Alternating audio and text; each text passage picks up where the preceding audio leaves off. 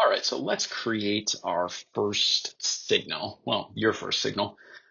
So to begin, a signal is basically just a set of rules and targets around what it is that you want to listen for, and then what you want get signals to do specifically when it finds a social signal that's relevant to the rules that you configured or to the targets that you've configured.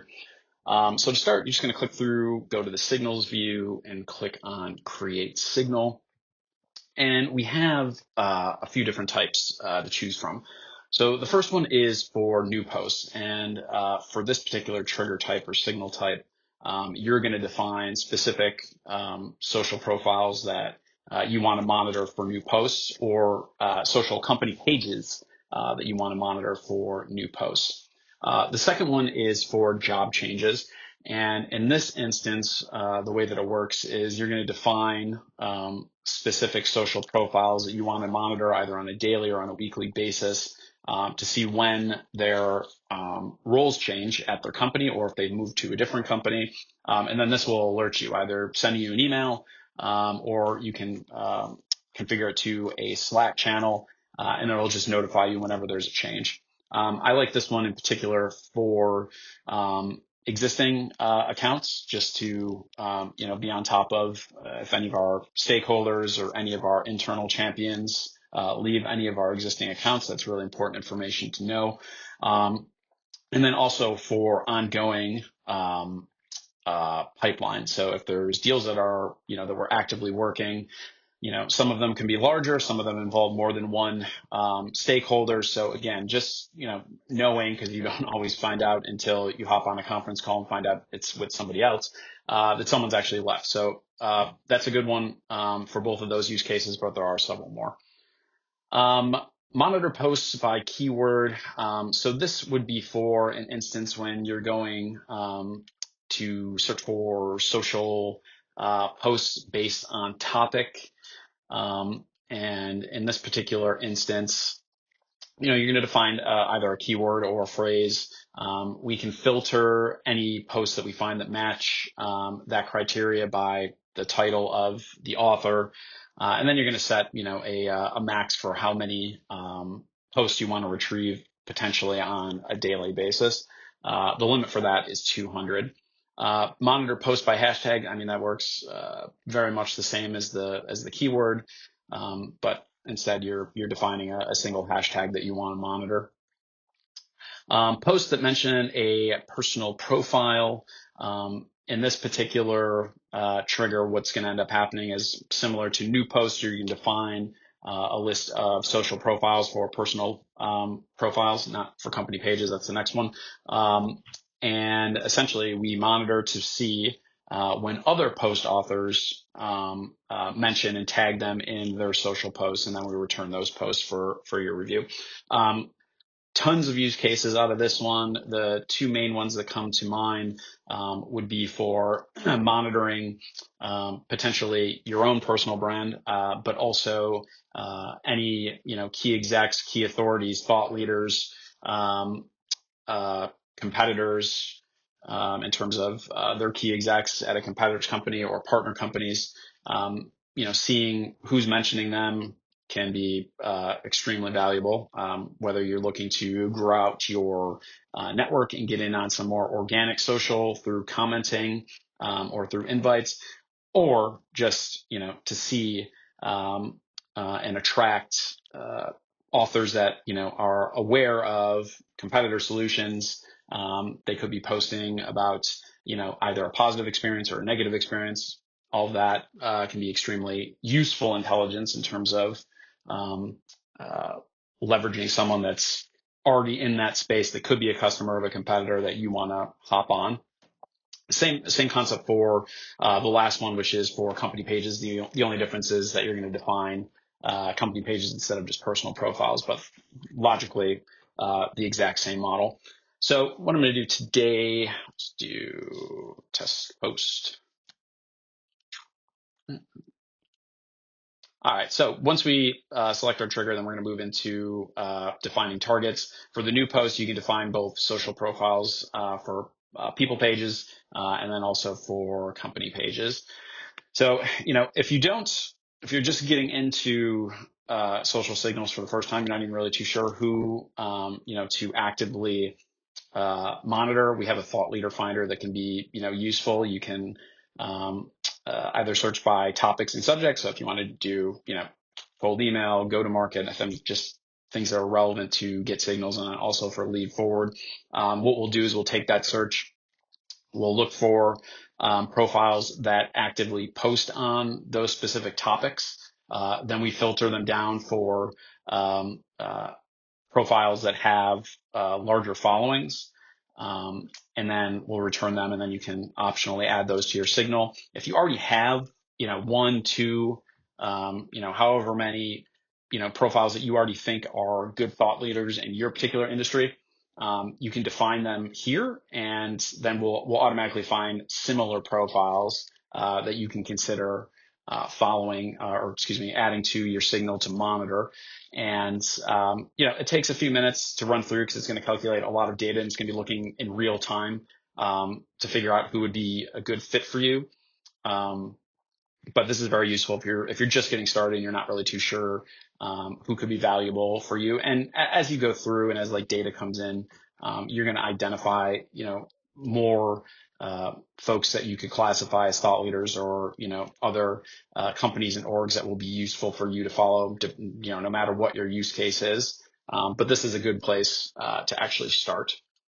So we'll just do a quick sample, Salesforce, and click next. So now this is the signal configuration view. So the first thing you have to decide is what you want the frequency to be for the signal to run. You can choose daily, weekly, monthly, and you just set the time that it'll run at, and then it'll run at that, interval, either daily, weekly, monthly. By default, we're going to export post because that's the primary, data object that we're looking for. If for the signal types where you're monitoring by keyword or hashtag, you'd also have the option to export whomever the author of the post is. Same with the mentions for a personal profile or for a company page. So those four. There would also be an option here for you to export the author of the post and enrich them as a contact to engage. So in that particular instance, it's useful because, if, for example, you're monitoring for the topic of cold email, and even further, taking a step further, if you're then running any posts that come through with cold email through an AI agent that's, trying to identify if the author is, exhibiting a pain point or something like this, then in that particular case, it's very useful to export the author because that would be the party that you may want to engage. It's not always about the audience that engages with the post that you would then want to engage with, but it could be. Sometimes it's just the author that's putting the post out there. So that's an option for those four signal types. The next thing is you kind of roll through and you're going to see webhook integration assigned to all these data types too. And that's if you wanted to, push posts out to a third-party app automatically, you can do that. Then we have a look back period. So for new posts, if you can go back as far as, 2 weeks and up to 30 posts. And this would apply to each of the profiles or company pages that you add into your particular signal. And this is only when you're monitoring specific profiles or company pages. When you're looking at topics, we don't have quite the same look back period. And that's pretty much just because there's just a sheer volume of data that comes back that at that point it just becomes noise. So you customize the look back period if that there's a thought leader that routinely has been attracting your core audience, then you may want to get as much data in as you can to filter through. We do have actual filters that aren't powered by AI agents, but if you want to do just simple strings for every post that comes back, we have that too. So again, we can look for specific keywords. It could be a combination where you need at least one keyword, but then you also want to augment that with another being present. So maybe if it was cold email is the keyword, but then I also wanted, GTM for go to market to appear as well. Or I can completely exclude posts if a certain keyword exists in it.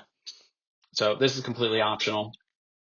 And then the next piece is focused on the export of engagement. And then we have two options. So that's, if you want to export reactions, which would be, likes on posts that we find, you just activate that.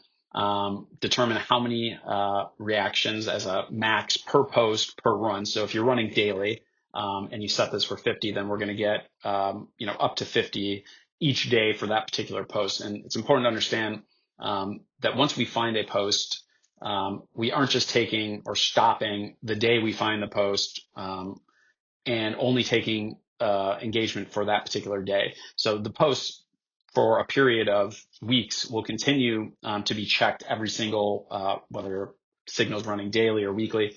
For every single run, it's going to check for any new reactions that have come in since the last time it was processed. It's our refresh existing post job, and that happens automatically.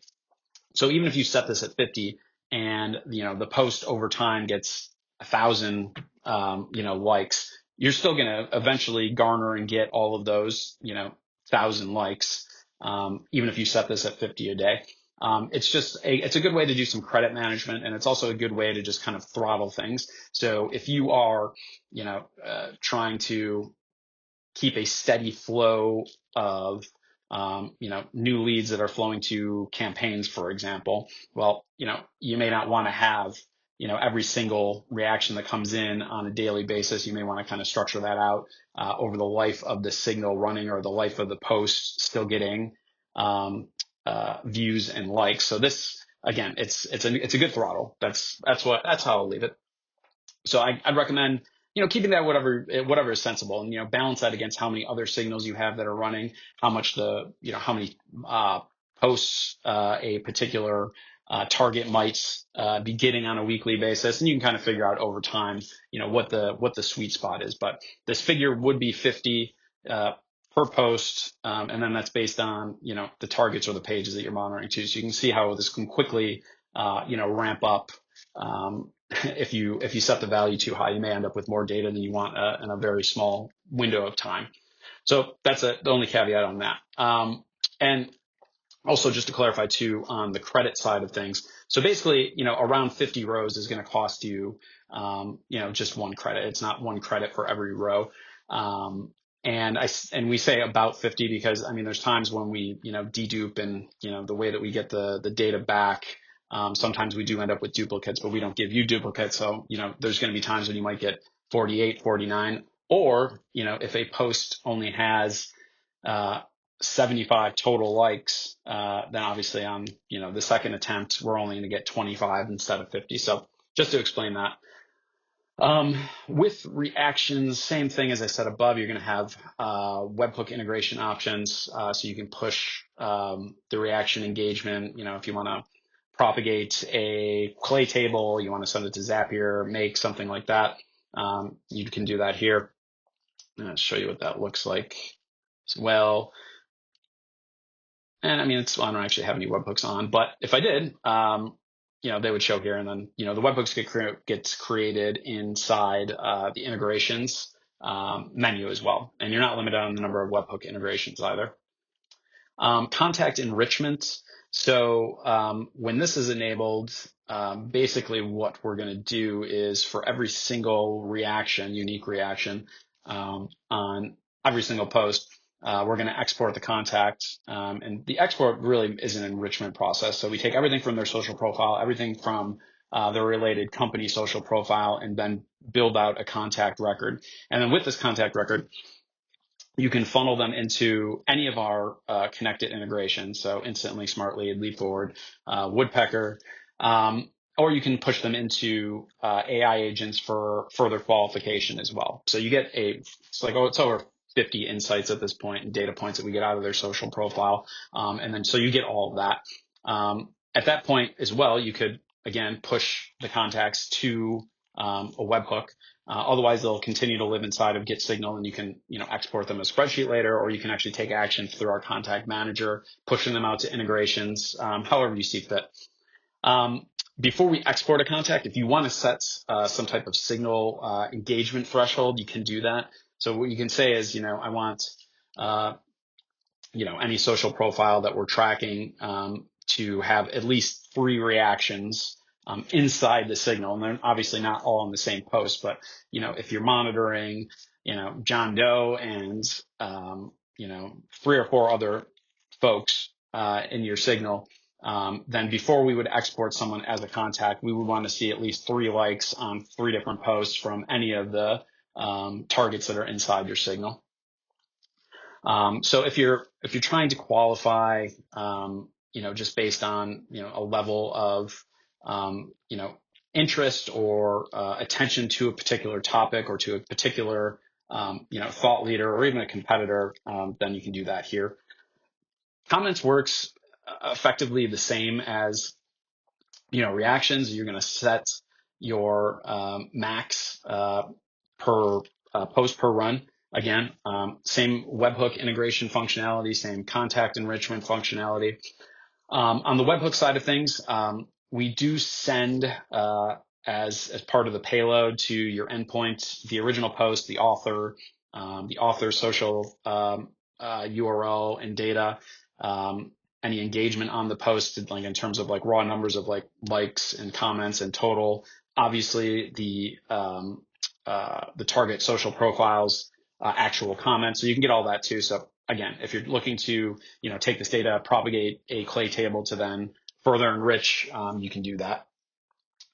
We do have our own contact level enrichment options that are built in. So our email enrichment and mobile enrichment, both of them are based on verified data. So we run real-time verification against email addresses that come back from our data providers.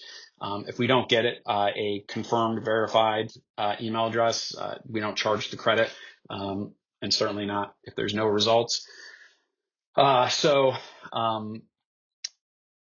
If you're looking for contact information because you want to run, multi-channel, outreach, whether that's, putting it into a dialer, whether it's putting into a sequencer, then, these options are native and built in. But like I said, too, if you're going to be pushing the data into Clay and then you're going to be, enriching it from there, certainly an option.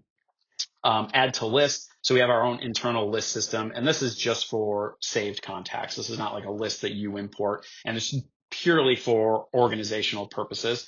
So, from a signal perspective, you can push contacts into lists.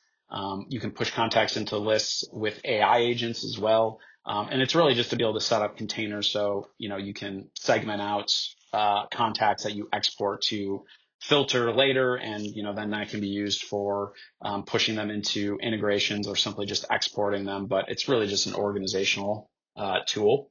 And then after that, all of your connected integrations, and this is a staging account, so most of them are connected. You may not have 2 sequencers, but if you do, anything that's connected will appear here, and you can enable them. And these only appear when you have exports as contacts enabled on, at least one of the engagement options, or if this is a signal that supports exporting the authors as contacts, at least one of them has to be enabled. Otherwise, these options won't actually appear. But again, pretty self-explanatory. When these do appear, what will happen is every contact that we do export and enrich, then they would automatically push to your sequencer, your social outbound tool, so on and so forth. We're going to be adding integrations every few weeks, so you'll see the integration library continue to grow as well. The final option is to enable AI agents. If you haven't already checked out our video intro into AI agents, I'd recommend that you do. But this is just the panel to assign AI agents to process either posts or contacts that come in through the signal. Very rudimentary and straightforward. So these are all AI agents that were already created. You can preview what they do, what their follow-up actions are, what the prompts are. And then once you find, the ones you want, just click Save Changes. And you can also, just for clarity too, you can add more than one to a particular. So if I wanted to do qualify if a post is good, and then write a email outbreaker or outreach icebreaker for either my social outreach or it could be even email outreach as well. I can do that here. And these do run sequentially. So once step one is done, then step two goes, and then so on. So if there's any dependencies or something that you want to have happen or action by an AI agent before it gets to the next step, that does happen automatically. And like I said, you can change the order of your AI agents as well. So once this is all done, next steps, and get a quick review of everything from your signal, finish and save, and that's it. It will run when you're, next. So daily 9 a.m. So right now it's 12 p.m. So tomorrow it'll run. If you do want to have a signal run right away, just set the time for 10 minutes in the future from when you're creating it. And it'll get picked up and run again. And you can always go in and modify the time as well. But if you want to get something instant, that's going to be the way to do it. All right. So that's creating your first signal.